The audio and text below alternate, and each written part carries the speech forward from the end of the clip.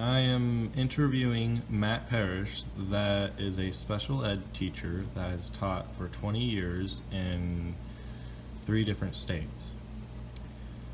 How much experience do you have with teaching or tutoring Common Core in both English and math? So, as a special ed resource teacher for the last 2 years here in Oregon, I both teach and tutor to the Common Core in that I support students from their general ed classes. In English classes, they come into my class and they're working on the assignments and the writing assignments. So I would say every day I am tutoring students in the Common Core. Probably about twice a month I would be teaching Common Core, but more of my position I'm tutoring. Okay. What is the main difference between what Common Core was presented as and what it actually is? Well, I think it's similar. There's always been standards. When I first started teaching, they didn't have subject area standards, and there were some problems with that because teachers would just have like a favorite topic. For instance, I worked with a guy who would cover Canada instead of, in part of his U.S. history course, he'd spend the summers in Canada on vacation, and he would spend months covering Canada and not so much covering what he actually should be covering, which was the units of the United States. So what Common Core did, or what standards did, were kind of gave a reason for people to be what you should be studying, like a kind of an outline of what you should be studying. And then Common Core just kind of took it to a different level and actually had more lessons and things, actual lessons. So it's kind of always been there. I was kind of prepared for it because I've taught in some places where we had to post standards every day of what we were working on and such. I think it's just a little bit more advanced, where it kind of actually gives you the lessons of what you're supposed to teach rather than just kind of a idea of what you're teaching to. Okay. What is the biggest hurdle most students have to overcome with Common Core?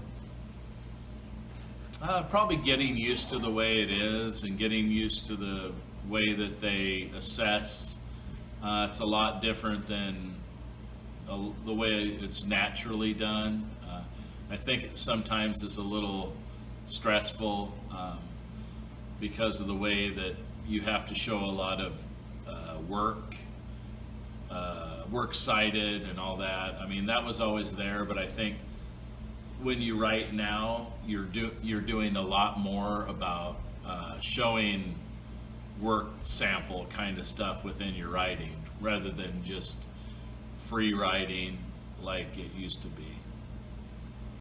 One of the purposes of Common Core was to have all states teach by the same standards. This caused some states with higher standards to accept standards that are lower.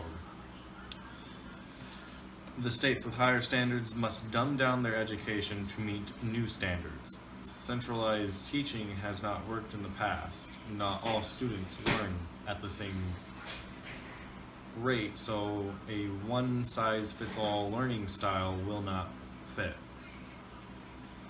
Because Common Core standards assessments are online, some school districts must spend more from their budget on technology. Some states or some state boards of education didn't have enough federal funding to put the process in place.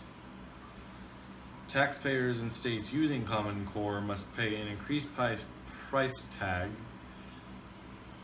Some estimates included Washington State with costs of $300 million, and California State with costs of $759 million.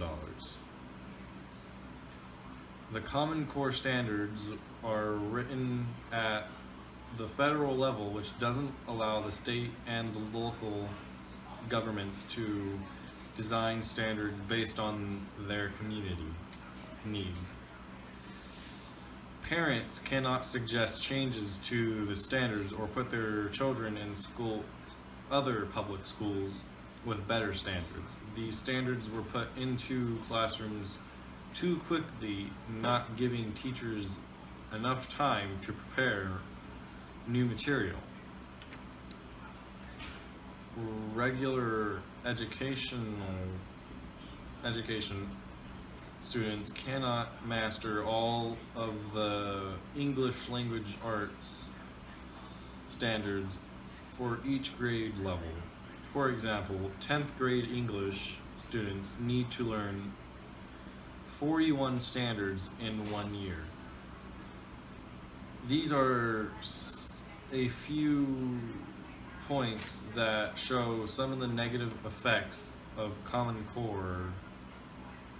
Common Core state standards, and are evidence that Common Core should be removed.